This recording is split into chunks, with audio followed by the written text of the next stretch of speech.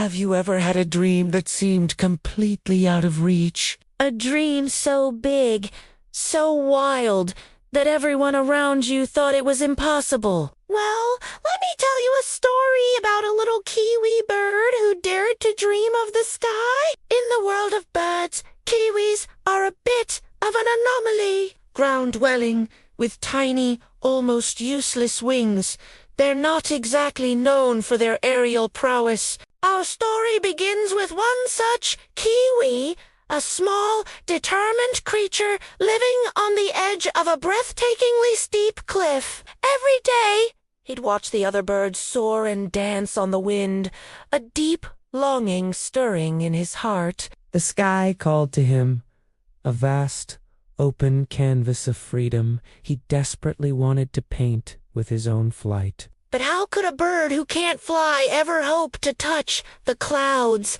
The other kiwis would scoff. Stick to the ground, little one.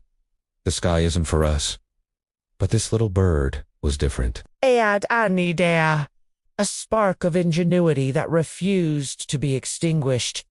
If his wings couldn't lift him, he would find another way. So he began to work. Day after day, with a focus that was nothing short of inspiring, he started planting trees. Not just anywhere, but right along the very edge of the cliff. He nurtured each sapling, hauling water, tending to the soil, his small body working tirelessly from sunrise to sunset. The forest along the cliff's edge grew taller and stronger, a testament to his unwavering dedication. It wasn't just a collection of trees, it was a runway. His runway to the sky. Jazz! Passed. The saplings grew into mighty trees, their branches reaching out over the vast expanse like hopeful arms. The kiwi, now older and wiser, knew the moment had come. He stood at the beginning of his creation, the path he had built with his own 2 feet, his own beak and claws. The wind whispered through the leaves, a familiar song that now sounded like an invitation. Taking a deep breath, he began to run. His little legs pumped faster and faster, a blur of brown feathers against the green foliage. He ran past the trunks of the trees he had planted as a youngster, each one a milestone in his journey. The edge of the cliff loomed closer. This was it, the point of no return. With a final, powerful push, he leaped. For a terrifying second, there was only the fall. The ground rushed up to meet him, a harsh reminder of his limitations. But then, something magical happened. As he plunged past the canopy of his forest, he stretched out his small wings, not for flight, but for balance. He landed gracefully on a long, sturdy branch, using his momentum to propel himself forward, leaping from one branch to another. He was a feathered acrobat, a parkour master in a world that had told him he could only walk. He was a cascade of motion, a dance between gravity and defiance. Each leap was a note in a symphony of perseverance. He wasn't flying, not in the traditional sense.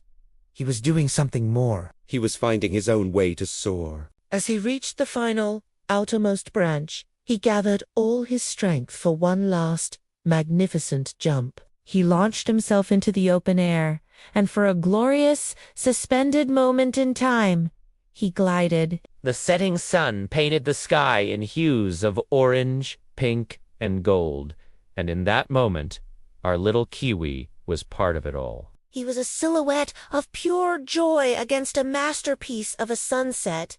He wasn't just falling. He was gliding with style, with purpose, with a heart full of dreams realized. The wind caught him, carrying him gently, a soft embrace from the sky he had longed for. The world below became a beautiful tapestry, and he, the flightless bird, was finally looking down upon it. It wasn't the flight of an eagle, but it was his flight, earned, created, and utterly perfect. This story isn't just about a bird. It's about the power of a dream and the incredible strength of a spirit that refuses to give up. It reminds us that sometimes the limitations we perceive are not walls, but invitations to be creative. Our little Kiwi couldn't change his wings, so he changed the world around him.